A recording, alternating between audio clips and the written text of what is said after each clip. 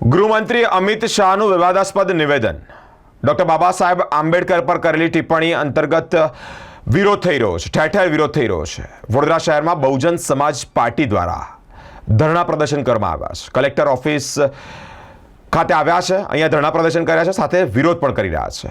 અમિત શાહ જેઓ ગૃહમંત્રી છે તેઓ રાજીનામું આપે તેવી માંગ સાથે અહીંયા વિરોધ કરવામાં આવ્યો છે। આજનો વિષય એટલે આ દેશના અપમાનનો વિષય છે। ખૂબ દુઃખદ ભરી વાત છે। દેશના સંવિધાનના નિર્માતા ડૉક્ટર બાબા સાહેબ આંબેડકર કે જેમના થકી આ દેશ પૂરો જ્યારે ચાલતો હોય અને ત્યારે આવા ડૉક્ટર બાબા સાહેબ આંબેડકરનું આંબેડકર આંબેડકર આંબેડકર આંબેડકર એમ 6 વખત બોલી અને આનું નામ લીધા વિના તમે ભગવાનનું નામ લીધું હોય તો તમને સ્વર્ગ મળી જશે એવી દેશના સંવિધાનના મંદિરમાં એક આવો તડીપાર ગૃહમંત્રી અંધશ્રદ્ધા ફેલાવવાની વાત કરે કે તમને સ્વર્ગ મળી જાય અને બાબા સાહેબ આંબેડકરનું અપમાન કરે।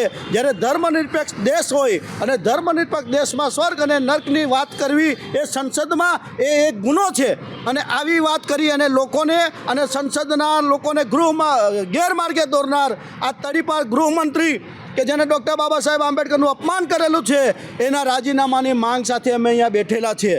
પણ એની સાથે સાથે આપને દુઃખ સાથે જણાવી દઉં કે એમના એક બીજા ગૃહમંત્રી ગુજરાતના ગૃહમંત્રી હંમેશા એમ કહેતા હોય છે કે અમે ચમરબંધીઓને જેલમાં પૂરી દઈશું, ચમરબંધીઓને જેલમાં પૂરી દઈશું। આ એવા ગૃહમંત્રીને હું પૂછવા માગું છું કે તમે એક બાળકીનું રક્ષણ પણ નથી કરી શકતા। આજે અમે એ બાળકીને પણ અમે બહુ હૃદયના દ્રવ્યથી અમે એને વંદન કરે છે।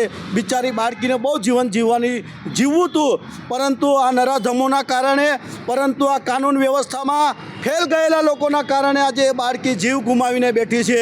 માટે આવા લોકોને કે જેમને સત્તાનું કોઈ માત્ર મોટી કોઈ એકાદ ધારાસભ્ય જ્યારે કોઈ અરજી કરે તો કોઈ સામાન્ય પેલાને જમીનવાળાને અંદર જેલમાં કરવામાં આવે, પરંતુ 500 જેવા કે જે ખેતીદારો છે એવા લોકો જ્યારે જમીનોનો જ્યારે કરતા હોય એના પર કોઈ કાનૂની કાર્યવાહી કરતા નથી। માટે આ માત્ર ને માત્ર લોકોને છેતરતા હોય છે અને જે દેશ માટે જે વિશ્વના સૌથી મહાન નેતા, રાષ્ટ્રપ્રેમી જેને કહી શકાય એવા નેતાઓનું અપમાન કરી, એવા વિચારધારાઓનું અપમાન કરી અને આ દેશને નુકસાન પહોંચાડતા આવા તડીપાર લોકોને દેશમાંથી નિકાલ થવો જોઈએ એવી અમારી માંગણી સાથે અમે કહીએ છીએ કે હે અમિત શાહ, થોડી પણ શરમ હોય તો રાજીનામું આપો।